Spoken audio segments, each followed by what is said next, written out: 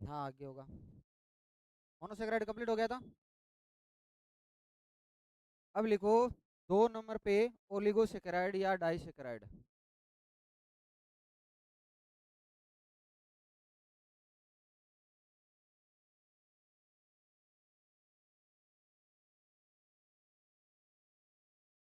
आई भी बोल देते हैं इसको।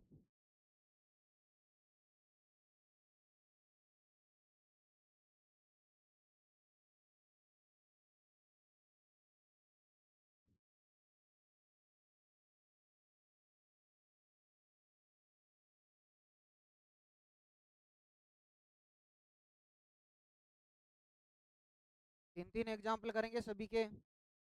उसके 3 कर लिए थे अपन ने।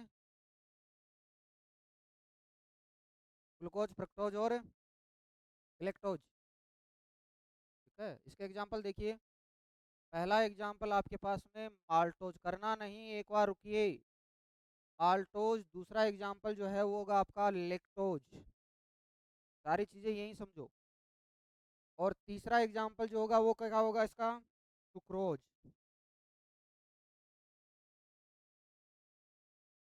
देखिए किससे बना होता है।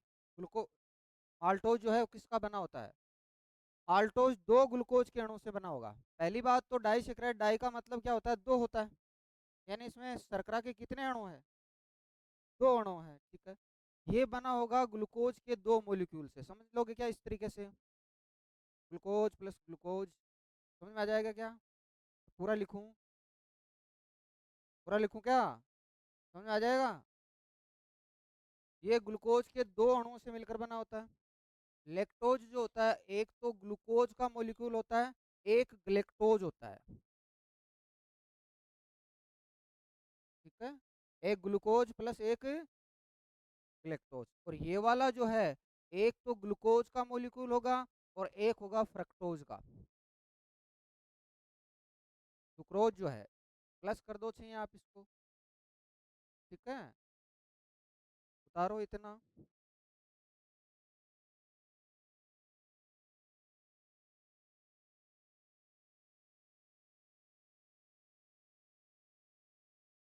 थोड़ी जगह छोड़ देना आप पीछे की तरफ।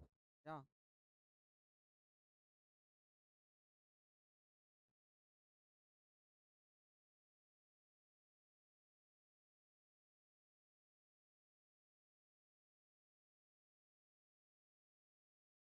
नहीं समझ में आ रहा है तो ग्लूकोज कर लेना भाई। ये दो ग्लूकोज के मॉलिक्यूल्स हैं। Glucose plus galactose. यहाँ ग्लूकोज प्लस फ्रक्टोज।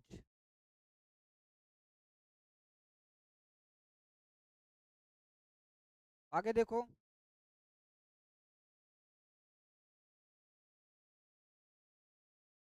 आगे देखिए। माल्ट। माल्टोज शब्द बना है माल्ट से। माल्ट का मतलब होता है जो। ठीक है। तो ये वाली जो शर्करा है वो कहलाती है जो शर्करा। यानी जो में पाई जाएगी। ठीक है। लेक्टोज जो होता है वो दूध में पाई जाने वाली शर्करा है। तो इसको बोलेंगे दुग्ध शर्करा।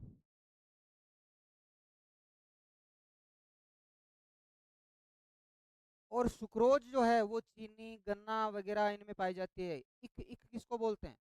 गन्ने को बोलते हैं ना। उसका नाम हो गया गन्ना शर्करा बोल दो या इक शर्करा बोल दो। तो ये हो गई आपकी इक शर्करा। उतारो अब।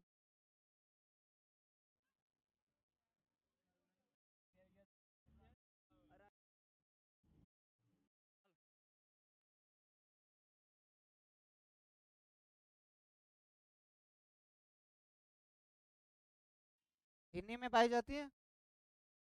ठीक है। गुड़, चीनी वगैरह इनके अंदर यही पाई जाती है। सुक्रोज होती है। कोष्टक में कर लेना चीनी। चलें आगे। जल्दी करो जल्दी करो। चलें। 3 नंबर 2 नंबर ओलिगोसेकेराइड थी, 3 नंबर पॉलीसेकेराइड। पोली का मतलब भी क्या होता है? ज्यादा होता है। तो 3 नंबर आपके पास में आ जाती है पॉलीसेकेराइड।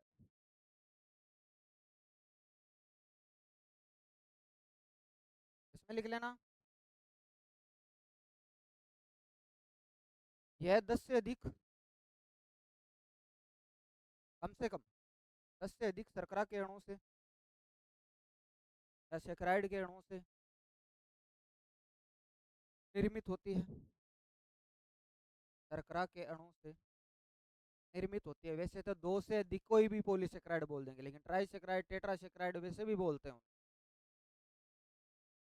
शर्करा के अणु से निर्मित होती है। 2 से अधिक के भी बोल देंगे, ठीक है, लेकिन उनका नाम ट्राइसेक्राइड, टेट्रासेक्राइड, पेंटासेक्राइड ऐसा भी हो जाता है, ठीक है ना। तो 10 तक मानो आप, या आप ऐसे भी कर सकते हो, 2 से अधिक सेक्राइड अणुओं को सभी को क्या बोल देंगे, पॉलीसेक्राइड। 10 को हटाकर 2 कर लो चाहे, 2 से अधिक कर लो चाहे, सही है गलत नहीं है, ठीक है। एग्जाम्पल वही एग्जाम्पल करेंगे, इसके भी 3 एग्जाम्पल करेंगे, देखिए। एक नंबर आपके पास में स्टार्च। दूसरा एग्जाम्पल आप एक बार करना नहीं है, इधर देखो। दूसरा एग्जाम्पल आपके पास में होगा ग्लाइकोजन। और तीसरा एग्जाम्पल जो होगा वो आपके पास में सेलुलोज।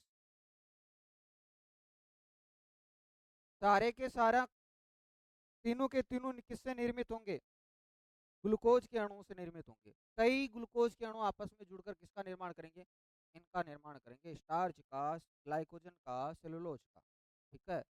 ये वाला जो है स्टार्च है, ये पादप में संग्रहित भोजन होता है, पादपों में संग्रहित भोजन है।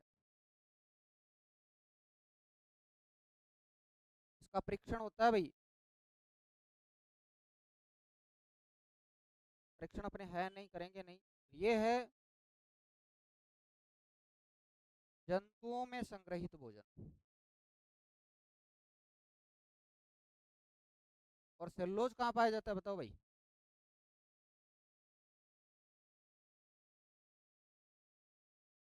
मवेशियों में, मवेशियों में पाचन होता है सेलुलोज।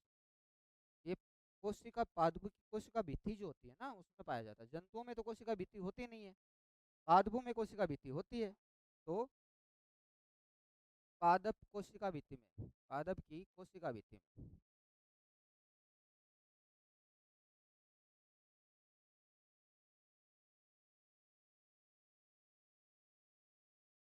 अब उतारो।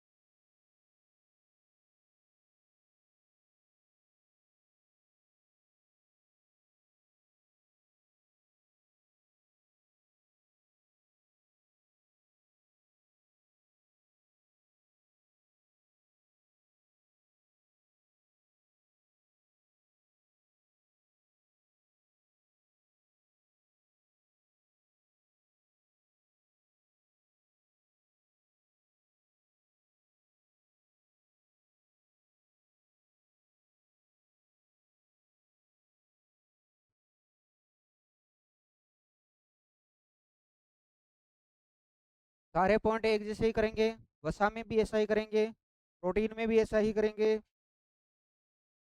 वहां प्रकार नहीं है, यहाँ प्रकार है, ठीक है। चलें आगे। अभी कार्बोहाइड्रेट में चलने देना है। अपन को कार्बोहाइड्रेट की प्रतिदिन लगभग कितनी आवश्यकता होती है, प्रतिदिन आवश्यकता जो होती है,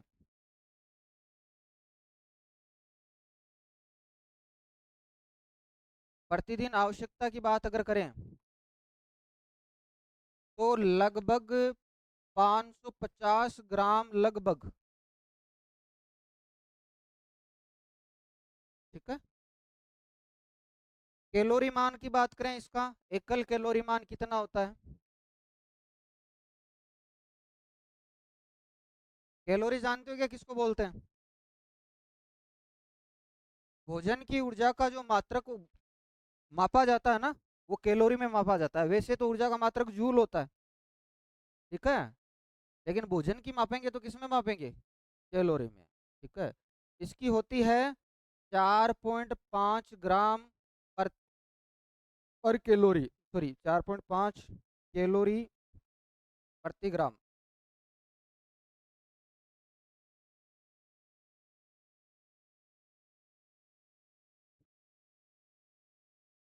प्रति ग्राम, ठीक है। स्रोत की बात करते हैं, ये मिलता कहाँ है? कार्बोहाइड्रेट बताइए, आप ही बताओ कहाँ कहाँ मिलता है? कार्बोहाइड्रेट कहाँ कहाँ मिलता है? इसका मुख्य सोर्स तो स्टार्च है ना। कहाँ कहाँ मिलता है?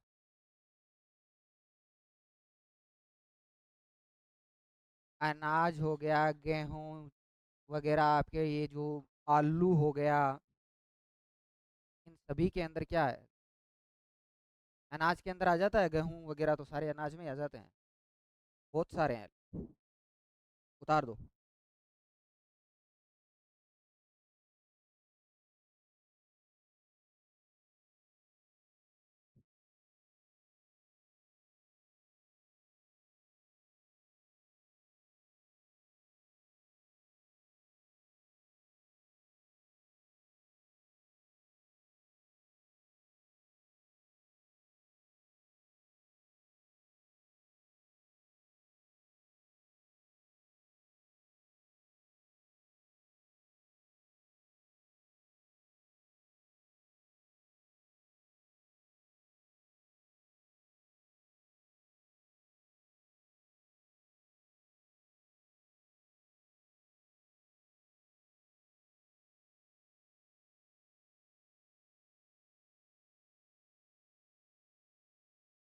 हो गया, चलें आगे।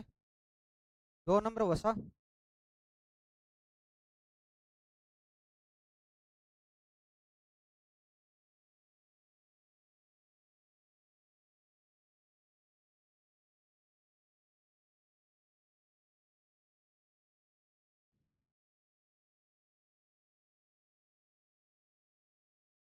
चीनी वगैरह कई आ जाएगी इसके अंदर फिर। दूध में भी ऐसी बात नहीं है। हाँ।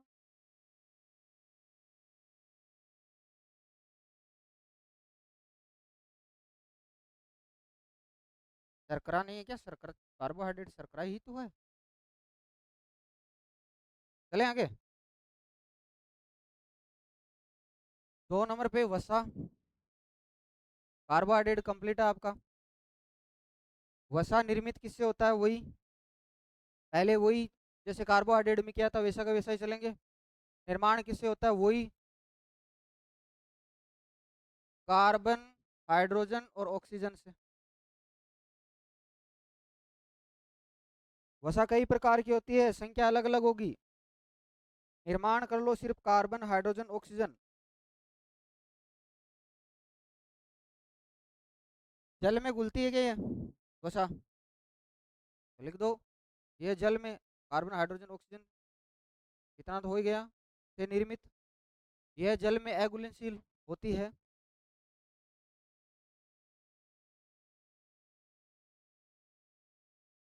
वसा कहाँ घुलती है? तेल, मक्खन वगैरह ये घुलते नहीं है ना। अघुलनशील होती है, इसे रासायनिक रूप से डाइसेकेराइड कहते हैं, सॉरी डाइग्लिसराइड कहते हैं।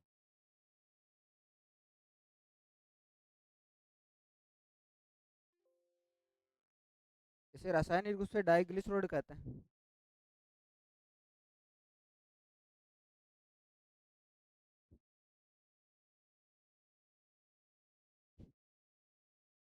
आगे वाला पॉइंट वही है आपका, कैलोरी मान,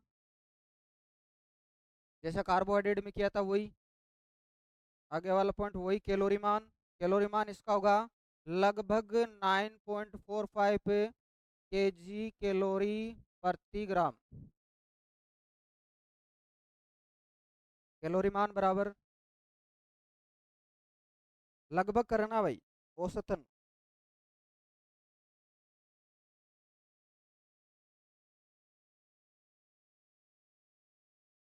वही 3-4 पॉइंट चलने हैं। प्रतिदिन आवश्यकता की बात करें तो लगभग 50 ग्राम प्रतिदिन आवश्यकता जो होगी।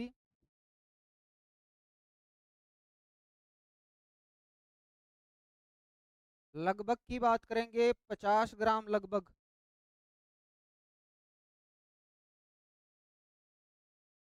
फिर वही स्रोत आएगा आपका।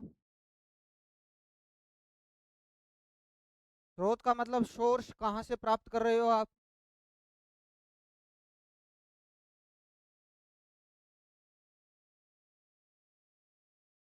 कहाँ से प्राप्त होती है वसा, ये वसा जो है आपकी, वसा या लिपिड एक ही बात है, ठीक है ना।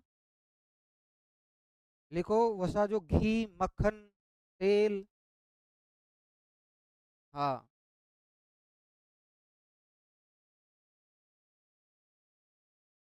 ठीक है, ईटीसी। अब डालो प्रोटीन, एटसेट्रा, एटीसी यानी आधी। मक्खन, तेल। मक्खन जो निकालते हैं हल्का मक्खन अलग होता है, घी तपाने के बाद में है। हाँ, दोनों लिख लो, एक लिख लो। पता रहना चाहिए, चिकनाहट वाली चीजें जो है ना उनमें क्या है, वसा, तेल। चिकनाहट वाली जो भी चीजें हैं उनमें क्या है, वसा है। इसका टेस्ट होता है, कागज के ऊपर डालिए, अगर फैलती है तो इसका मतलब क्या है, उसके अंदर वसा प्रेजेंट है उस पदार्थ में। प्रोटीन आगे वाला, 3 नंबर प्रोटीन।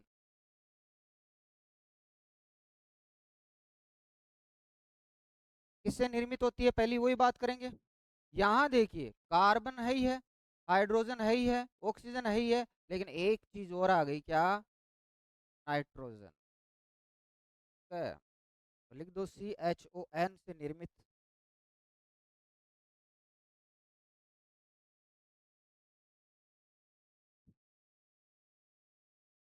प्रतिदिन आवश्यकता, कैलोरी, प्रतिदिन आवश्यकता कर लो, या कैलोरी मान क्या कर रहे हो, पहले कैलोरी मान कर रहे हो क्या, प्रतिदिन आवश्यकता कर रहे हो तो 55 ग्राम लगभग। और कैलोरी मान की बात कर रहे हो तो 5.15 kg कैलोरी प्रति ग्राम।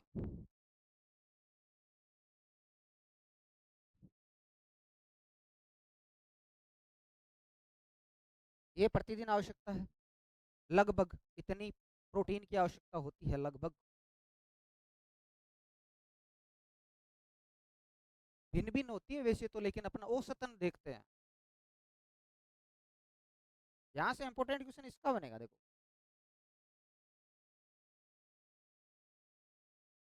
स्रोत, आगे वाला पॉइंट, प्रोटीन कहाँ कहाँ पाई जाती है भाई बताओ। मांस, मछली, दूध, पनीर। लिख दो, मांस, मछली, दूध, पनीर।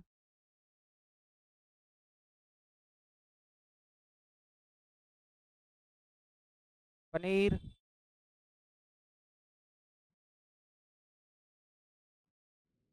क्या बोले,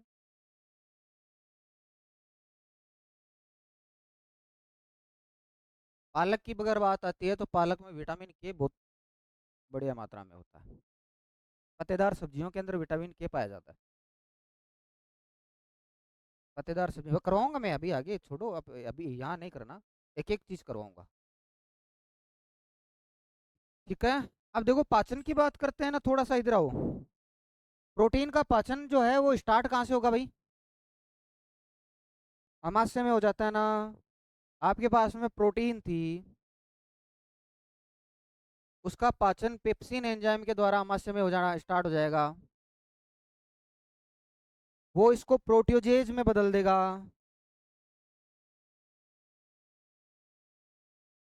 मतलब छोटा टुकड़ा कर देगा, कहने का मतलब पूरी तरीके से नहीं करेगा। प्रोटियोजेज को आपके जो एंजाइम थे ना, अग्नाशय के, अग्नाशय के एंजाइम थे ना, ट्रिप्सिन, काइमोट्रिप्सिन, प्रोकार्बोक्सीहाइड्रेट, अपने पढ़ा था ना। तो वो जो ट्रिप्सिन वगैरह अग्नाशय के एंजाइम जो थे ना, वो इसको बदल देंगे डाइपेप्टाइड में। ठीक है। और फिर डाइपेप्टाइड को अमीनो पेप्टाइड एंजाइम किस में बदल देंगे, अमीनो अम्ल में। ठीक है।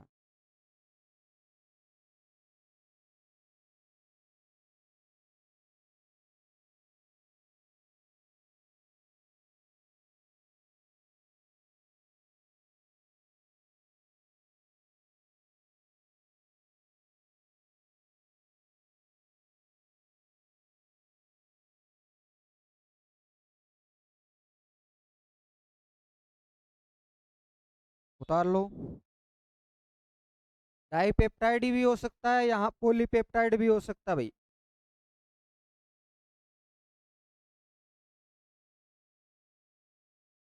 दोनों हो सकते हैं।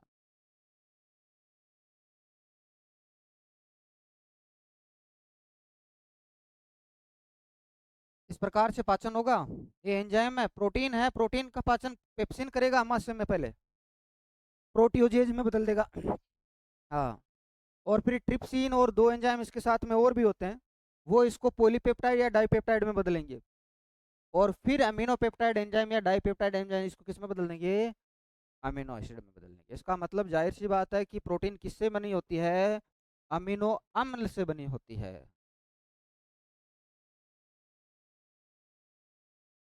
Polypeptide peptide.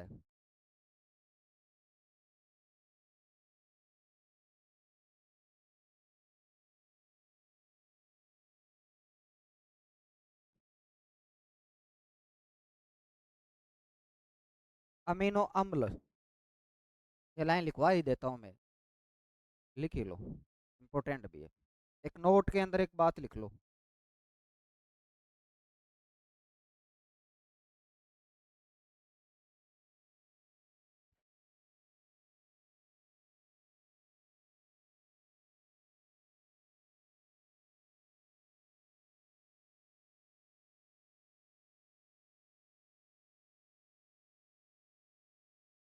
नोट में एक बात लिखियो, कार्बोहाइड्रेट का निर्माण, ज्यादातर कार्बोहाइड्रेट किससे बनी होती है? ग्लूकोज से। कार्बोहाइड्रेट का निर्माण ग्लूकोज से।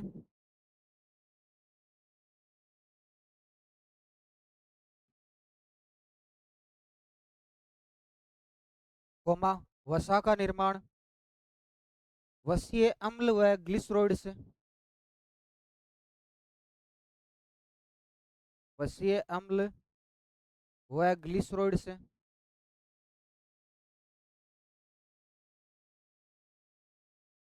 तथा वसीय अम्ल व ग्लिसरॉइड से तथा प्रोटीन का निर्माण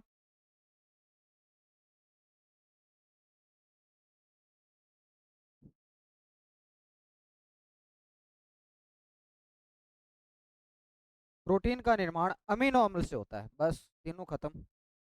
सर इनकी क्वेश्चन।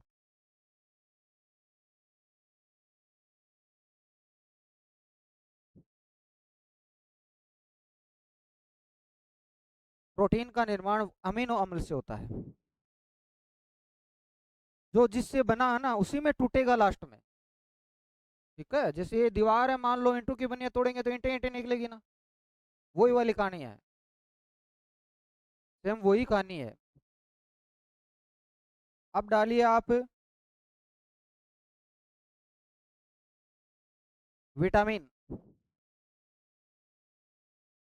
4 नंबर पे विटामिन।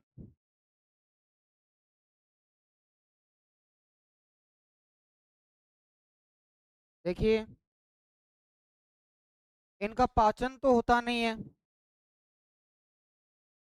लेकिन ये वो कार्बनिक पदार्थ है जिनको प्रतिदिन शरीर में आवश्यकता होती है जैविक क्रियाओं के लिए।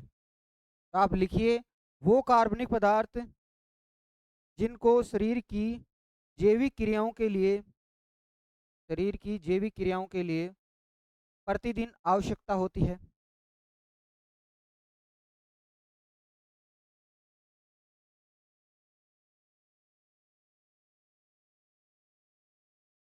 प्रतिदिन आवश्यकता होती है। प्रतिदिन आवश्यकता होती है, जैविक क्रियाओं के लिए प्रतिदिन आवश्यकता होती है।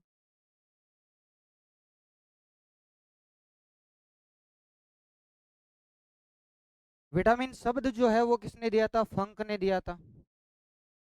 लिखिए, आगे वाली लाइन में लिख देना, विटामिन शब्द फंक ने दिया था।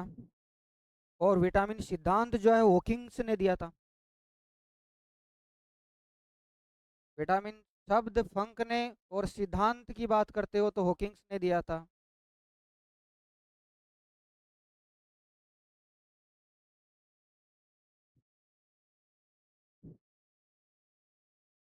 ज्यादा इंपॉर्टेंट वाली बात नहीं है, इंपॉर्टेंट अब आएगी। पंख और विटामिन सिद्धांत हॉकिंग्स ने दिया। अब विटामिन के बारे में बात करेंगे एक एक, एक के बारे में। देखो, शुरू से चलेंगे vitamin A B C D E के तक। हेडिंग डालो विटामिन ए।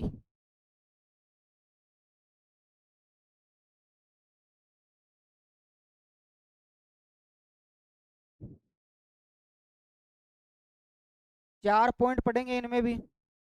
इनका नाम, कार्य, स्रोत और रोग, सभी में ऐसे ही चलेंगे। ठीक है ना।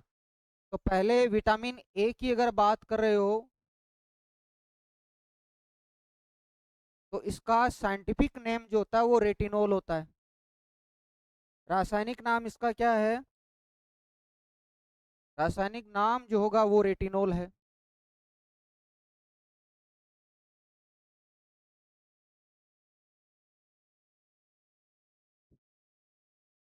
स्रोत कहाँ पाए जाते हैं? 2 नंबर पॉइंट इसी का। पहला नाम आ गया, दूसरा पॉइंट आएगा इसका स्रोत कहाँ पाए जाते हैं। लिखो लाल और पीले फलों में। अब कोष्टक में लाल और पीले फल कौन कौन से होते हैं, देखो देखो बताओ। लाल व पीले फलों में,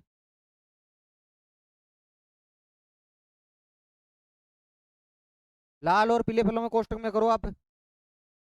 ये तो सभी जानते हो, गाजर में पाया जाता है विटामिन ए, सुना होगा बहुत बार। लिखो गाजर, पपीता, आम। हाँ, स्रोत में कोष्टक में कर देना। लाल व पीले फलों में यही है, आधी कर लो।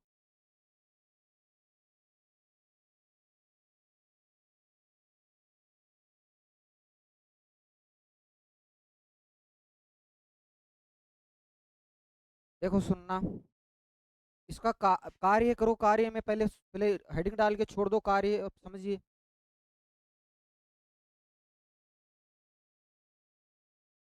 हमारे आंख के ऊपर 3 आवरण पाए जाते हैं। ठीक है।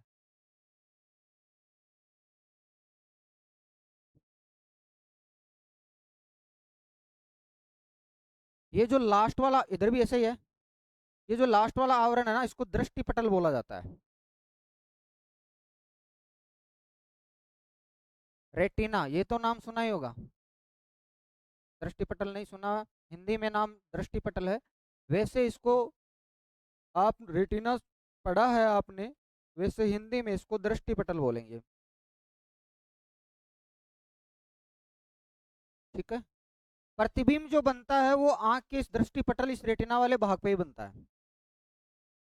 ठीक है। और विटामिन ए क्या करता है कि रात में जैसे कोई चीज देखनी होती है, रेटिनोल का कार्य ही होता है कि, बोलते नहीं है क्या विटामिन ए की कमी है तो आंखें कमजोर हो गई, बोलते हैं ना, विटामिन ए खाया करो। इसीलिए बोलते हैं। एक वर्णक होता है रेफिन, और तो है ही है, लेकिन रात में देखने के लिए एक वर्णक होता है रेफिन, उसका निर्माण यही करता है। तो देखने के कार्य से संबंधित है विटामिन ए, कार्य की बात करते हो तो। और इसके अलावा हमारे शरीर के ऊपर जो ग्रंथियां होती है 2 प्रकार के, जैसे त्वचा के ऊपर ग्रंथियां होती है, श्वेत ग्रंथियां भी है जिससे पसीना का स्रावन होता है। ठीक है। भाई श्वेत ग्रंथि तो है ही है, और इसके अलावा तेल ग्रंथियां भी होती है। देखा होगा आपने कभी, मुंह चिकना चिकना रहता है, चिपचिपा हाँ, ऑयली ऑयली स्किन रहती है। हाँ, किसी भी टाइम वो तेल ग्रंथियों की वजह से रहता है। उनका सक्रियकरण विटामिन ए की वजह से होता है। हाँ, सभी की नहीं रहती है। वही बात है, किसी की ज्यादा सक्रिय, किसी की कम सक्रिय। रहना, वो वो सही तो विटामिन ए है, रीजन तो। हाँ, सक्रियकरण वही करता है। तो देखो, जैसे ज्यादा ऑयली है ना, तो प्रॉब्लम यहाँ हो जाती है कि ज्यादा ऑयली है तो धूल मिट्टी वगैरह ज्यादा चिपक जाएगी, तो मेरी तरह फिर वो ये ऐसा रहेगा। और जिसकी ऑयली नहीं है, उसके धूल मिट्टी वगैरह क्या होगी, कम चिपकेगी, वो थोड़ा ग्लो करेगा फिर। ठीक है, लिखो कार्य में। ये आंख की रेटिना कोष्टक में कर लेना दृष्टि पटल।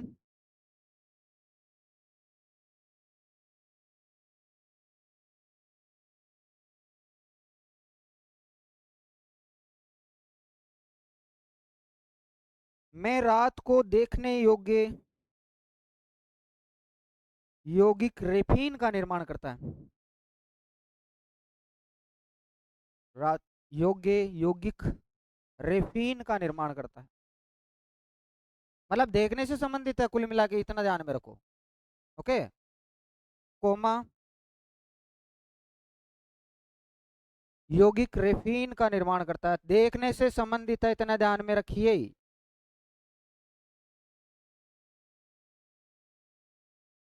आगे वाला कोमा लगा के लिखना। त्वचा की तेल ग्रंथियों के सक्रियकरण के लिए जरूरी होता है। रोग आप बताओगे खुद ही, विटामिन ए की कमी से कौन सा रोग होता है? रतौंधी। इंग्लिश में बोले तो तेल ग्रंथियों के सक्रियकरण के लिए जिम्मेदार होता है। के सक्रियकरण के लिए आवश्यक होता है या जिम्मेदार होता है? के लिए आवश्यक होता है या जिम्मेदार होता है, एक ही बात। रोग बताओ भाई, इंग्लिश बताओ। एक और भी होता है इससे, वो आपके है नहीं, जीरो पते मिलिए बोलते हैं उसको, वो आप छोड़ो। आप सिर्फ रतौंधी ध्यान में रखो। इंग्लिश में रोग में देखो रतौंधी, और इंग्लिश में बोलेंगे नाइट ब्लाइंडनेस। जानते हो कि क्या होता है? रात में तो कोई नहीं, कौन दिखाई दे, चमगादड़ न उल्लून तो दिखाई दे किसी को, कम दिखाई देता है।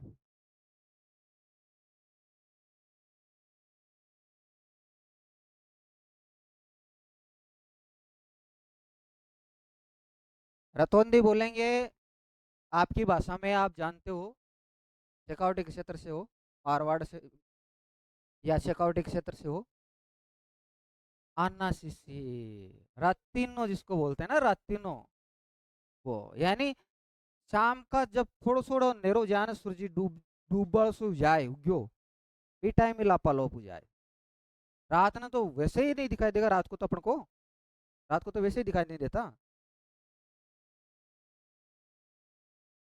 हाँ, ये धीरे धीरे असर करते हैं, एकदम से थोड़ी करते हैं, एक ही दिन में रिजल्ट थोड़ी आएगा। रतौंधी नाइट ब्लाइंडनेस रोग में।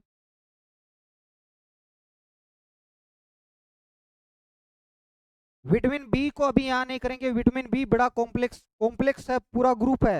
B1 B2 B3 B5 B6 B7 B9 B12 है। ठीक है, तो उनको साथ में करेंगे लास्ट में। अभी करो विटामिन डी। हाँ, डी। डी कर लो, सी कर लो, सी कर लो, कोई सा कर लो, डी कर लो पहले। बी को हम बाद में करेंगे, बी कॉम्प्लेक्स है, B1 B2 B3 इस प्रकार से। सी करना चाहो तो सी कर लो, डी कर, विटामिन डी कर लिया ना इन्होंने, डी कर लिया, विटामिन डी कर लिया इन्होंने, डी कर लो।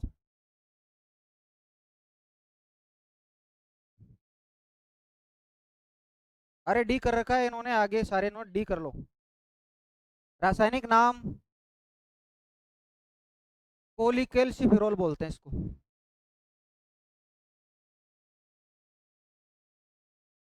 इसका रासायनिक नाम जो होगा वो होगा कोलिकैल्सिफेरॉल।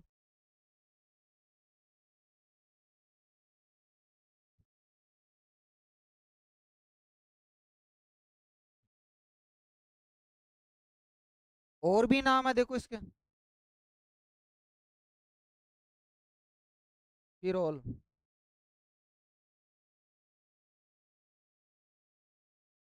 और भी नाम है, अन्य नाम भी है इसके। अन्य नाम आप जानते हो, पता है आपको?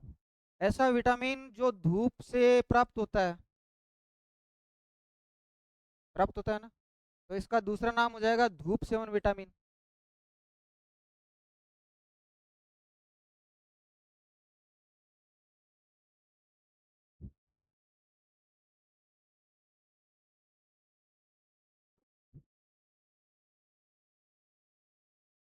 क्या एक्चुअल में धूप से अपन को विटामिन मिलता है क्या डी?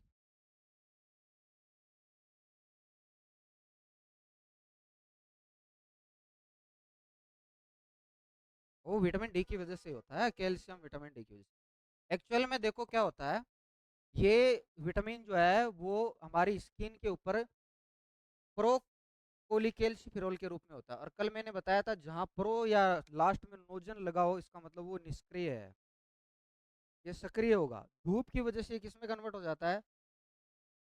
कोलिकेल्सिफेरॉल में सक्रिय हो जाता है। ठीक है, इसीलिए इसको कौन सा विटामिन बोलते हैं?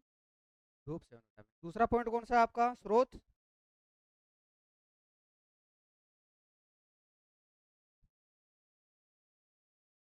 स्रोत में एक तो वही मछली का तेल होता है इसमें, तो आपको लिखना है कोड मछली का तेल। कोड मछली जो होगी उसका तेल, कोमा कोड मछली का तेल, कोमा जंतु स्रोत। जैसे जंतु स्रोत की बात करें, जंतुओं से प्राप्त होने वाले स्रोत है, जैसे दूध है, पनीर है। ठीक है।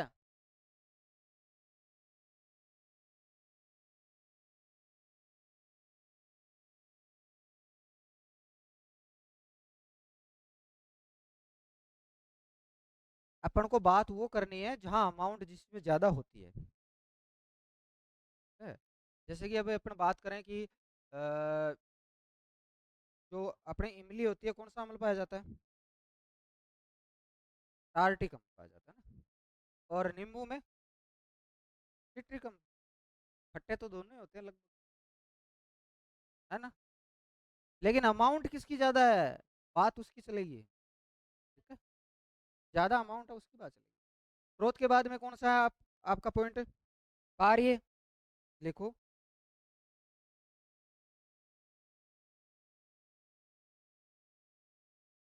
कैल्शियम के अवशोषण के लिए जरूरी होता है।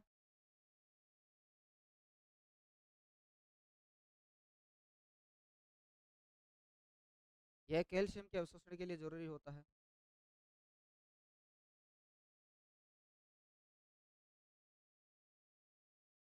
रोग की बात करते हैं, आगे वाला पॉइंट लिखो। रोग, रिकेट्स। सही है। रिकेट्स जो होता है वो बच्चों में होने वाला रोग है। ठीक है। विटामिन डी की कमी से होने वाला रोग बच्चों में कौन सा है? रिकेट्स। एक बार रुक जाओ, सारे साथ में लिखो। एक होता है आगे वाला रोग ओस्टियोमेलेसिया।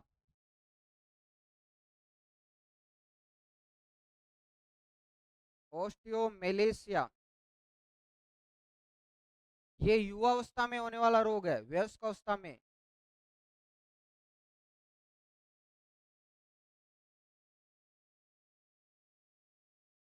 कैल्शियम की विटामिन डी की कमी से होता है। ठीक है। एक रोग होता है ओस्टियोपोरोसिस।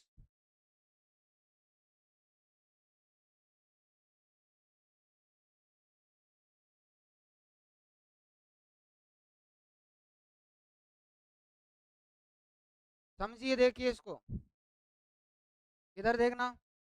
पोर, पोर का मतलब क्या होता है? छेद होता है। यानी हड्डियों में क्या होता है, कैल्शियम की कमी से क्या हो जाता है? छेद हो जाएगा। ठीक है। तो इसमें आपको लिखना है अस्थियों में छेद हो जाते हैं कैल्शियम की कमी से।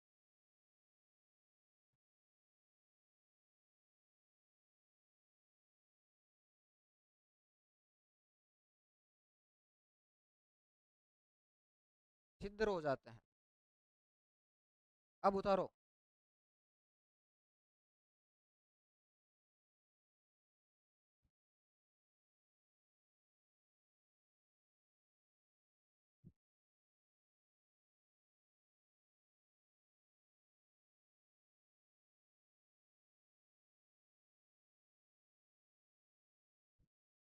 यही है सेम, सिर्फ युवावस्था में होने वाला रोग।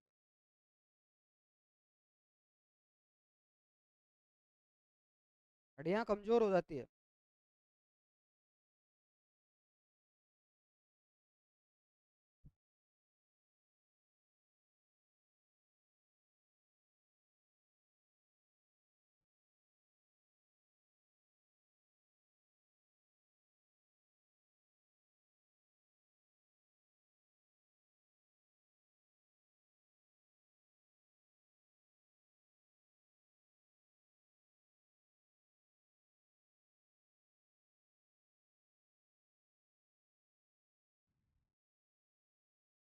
हो गया। आगे वाला लिखो, विटामिन ई। टोकोफोरोल बोलते हैं इसको, टेकोफोरोल या टोकोफोरोल बोलते हैं इसको, विटामिन ई। रासायनिक नाम इसका,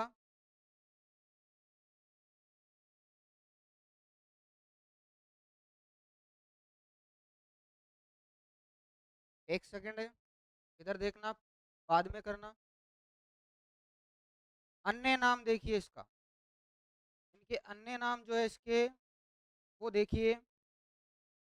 इसको ब्यूटी विटामिन बोलते हैं। आप 1 रुपए वाले शैम्पू से नहाते हो ना, उसको कभी देखना, उसमें भी लिखा होता है विटामिन ई युक्त। ठीक है, तो इसको ब्यूटी विटामिन भी बोलते हैं। और ये ब्यूटी इतनी जल्दी नहीं आती, इतनी आसानी से नहीं आती, ऐसी ऐसी चीजें खानी पड़ती है विटामिन ई के लिए, जो जितनी महंगी महंगी है ना सारी। अभी स्रोत देखना। ठीक है, तो इसका दूसरा नाम है ब्यूटी विटामिन।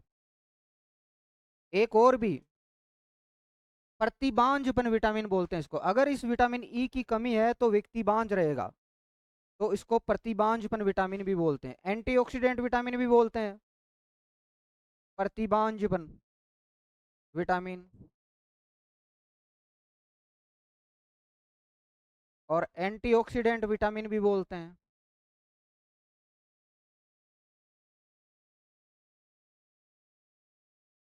ये आधा है भाई। ये सारे नाम लिख लो इसके, सारे इसी के नाम है। मुश्किल से मिलती है ना सुंदरता, इसलिए बड़े नाम तो इसी के, ज्यादा इसी के होंगे। क्या? विटामिन ई में क्या? हाँ तो वो तो कुदरत की देन है। कोई मेरी तरह, कोई कोई मेरी तरह होता है और कोई।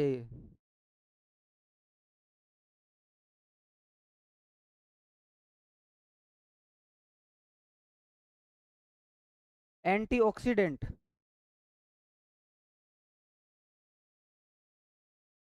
तेरा क्या खो गया?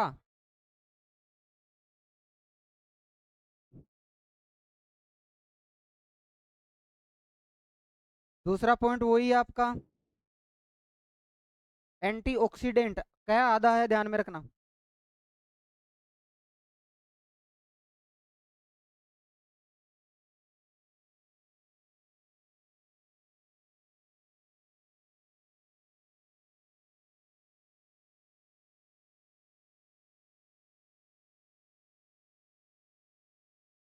चलें, स्रोत करो फिर चलें तो। एंटीऑक्सीडेंट कहाँ पाया जाता है, वही लिख दो। बढ़िया बढ़िया वाले नाम जो अपन को खाने को नहीं मिलते हैं।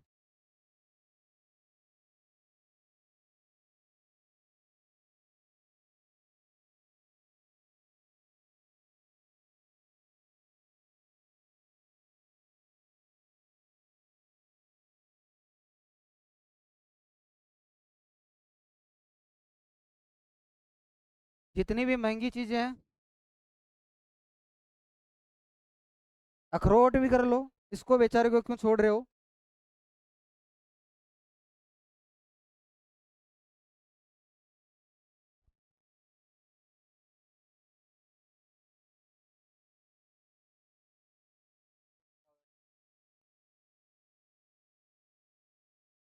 तो एक सस्ती आ गई तो क्या हो, बाकी तो सारे महंगे हैं ना।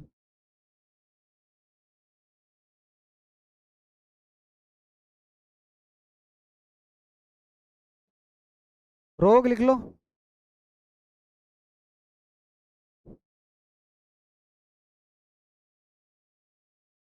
नाम में आ गया रोग तो सीधा सीधा, नाम में हो गया। देखो, इसकी कमी से क्या होगा? बैठो भाई बैठो, जल्दी बैठो। इसकी कमी से बाल झड़ेंगे, सफेद हो जाएंगे, व्यक्ति बांझ रह जाएगा। ठीक है, तो लिख दो, इसकी कमी से। रोग, रोग में आ गया ना, इसकी कमी से रोग में आ जाएगा, कमी में। बाल झड़ते हैं, सफेद हो जाते हैं।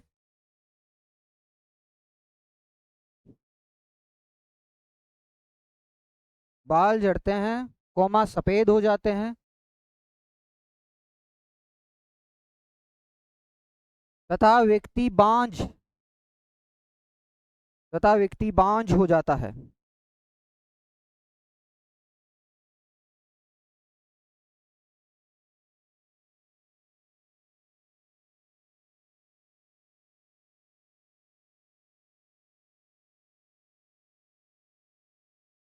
आगे वाला, विटामिन के।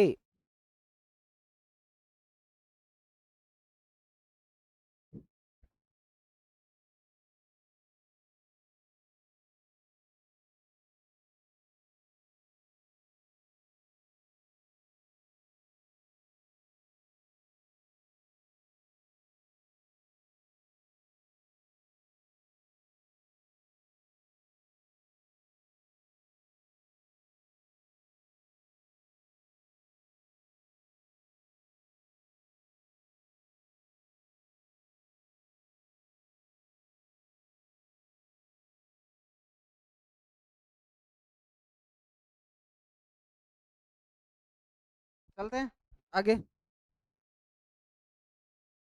विटामिन के, विटामिन के का रासायनिक नाम होगा फाइलोक्विनोन। हाँ, विटामिन के का नाम होगा, रासायनिक नाम जो होगा वो होगा फाइलोक्विनोन।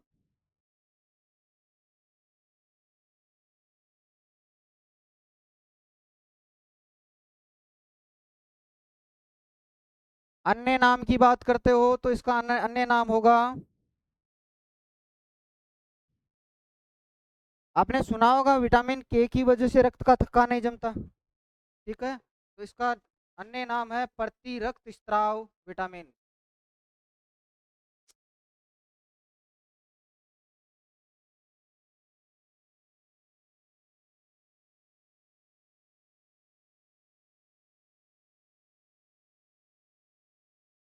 नाम लिखो।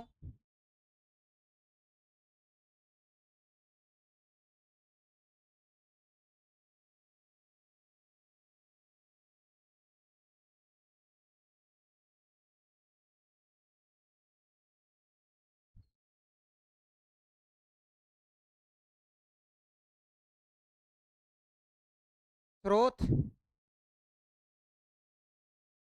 इसका स्रोत पत्तेदार सब्जियां, हरी पत्तेदार सब्जियां।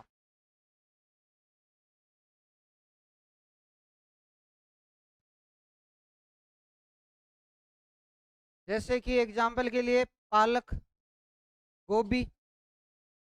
ठीक है, कोष्टक में कर लेना।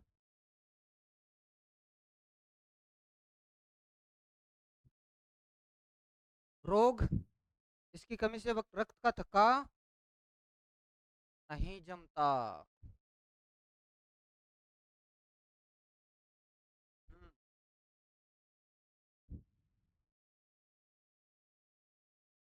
अभी सर गर्मियों के अंदर नक्शे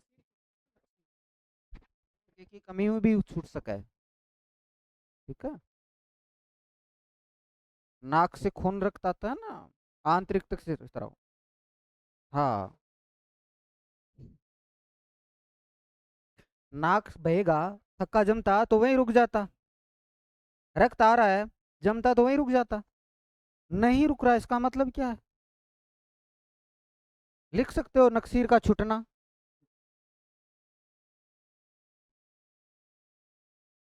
लिखो आगे वाला लास्ट। कितना टाइम हो गया? रोग करवा तो दिया, रक्त का थक्का नहीं जमता। आगे वाला विटामिन के, सॉरी सी।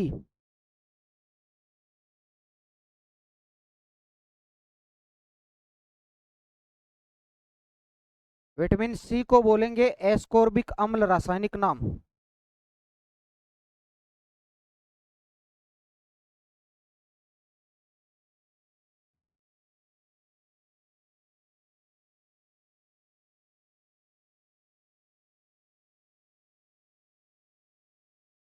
इसका रासायनिक नाम एस्कोर्बिक अम्ल।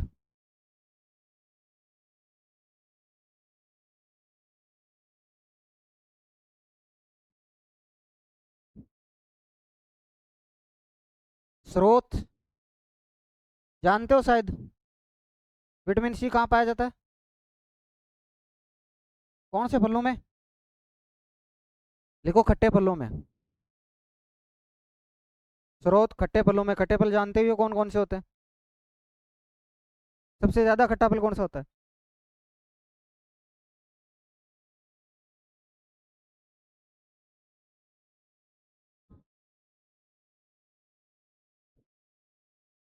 हाँ तो नींबू फल में है। हाँ, सबसे खट्टा फल जो होता है वो आंवला होता है भैया।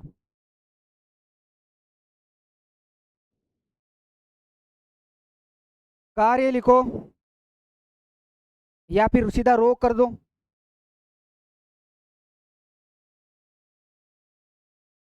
रोग में कर दो। इसकी कमी से प्रतिरक्षा तंत्र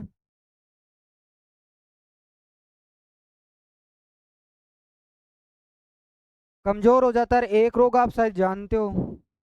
हाँ वही। इसकी कमी से प्रतिरक्षा तंत्र कमजोर हो जाता है। और रोग आगे वाली लाइन में करना। रोग जो है वो स्क्रवी है।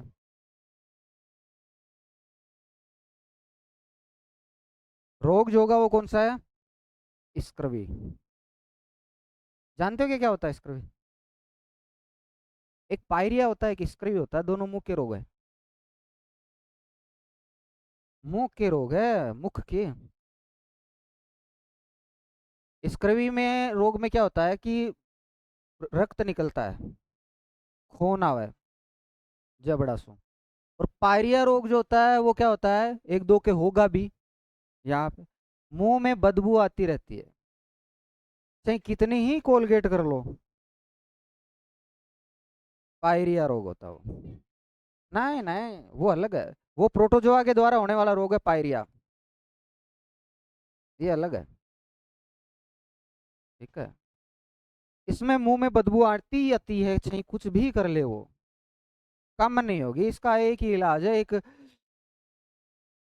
वो आती है, सिरप आती है, उसका कुल्ला किया जाते हैं हम, तब तो थोड़ा बहुत राहत मिलती है। अदरवाइज ठीक है। स्क्रवी की बात होगी आपके पास में। अब है विटामिन बी, जिसको अपन करेंगे कल। हेडिंग डाल के छोड़ दो। यही तो है, प्रतिरक्षा तंत्र को मजबूत करता है। कमी होगी तो क्या हो जाएगा? कार्य में भी यही आ जाता है। दोनों उल्टा सीधा एक तरीके से कर सकते।